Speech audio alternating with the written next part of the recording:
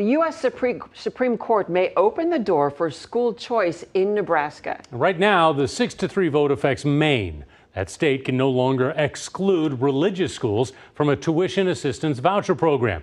That allows parents to send their children to public or private schools. KETV News Watch 7's Andrew Ozaki reports on the potential impact here at home.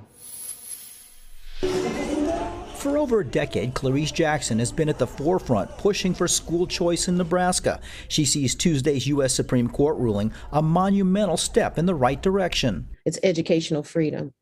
And so if a parent does make the decision to send their child to a school that is religious, it's their choice. The High Court said Maine's tuition assistance program for private schools was unconstitutional because it excluded religious schools.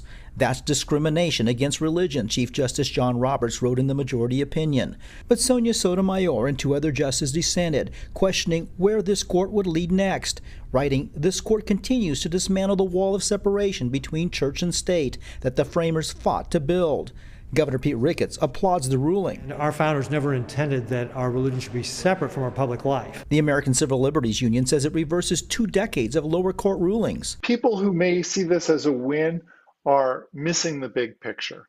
The Constitution is there to protect all of us. Nebraska is one of 2 states that currently does not allow tax dollars to help parents pay for tuition to private schools. We're just against vouchers. So. And Nebraska State Education Association wants to keep it that way. One of the biggest reasons that we are very concerned about using public dollars for institutions that have the ability to pick and choose what students they serve. Public education will be fine, needs to be supported. State Senator Luann Linehan is pleased by the ruling and plans to reintroduce a bill to give tax credits to donors of scholarships to private schools for low-income students.